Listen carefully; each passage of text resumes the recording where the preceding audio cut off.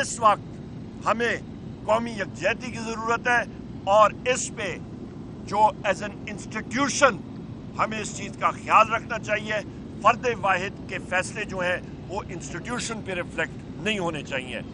दूसरी अहम बात कि यहाँ पे इंटर सर्विसेज इंटेलिजेंस एक प्रीमियर इंटेलिजेंस एजेंसी है, उसको प्रोफेशनल अपना काम करना चाहिए, उसको पॉलिटिसाइज नहीं होना चाहिए और उसकी पॉलिटिसाइजेशन या होगी उससे वो इदारा जो है वो कमज़ोर होगा और उसका अल्टीमेटली नुकसान पाकिस्तान को ही होगा और पाकिस्तान के मुफाद को।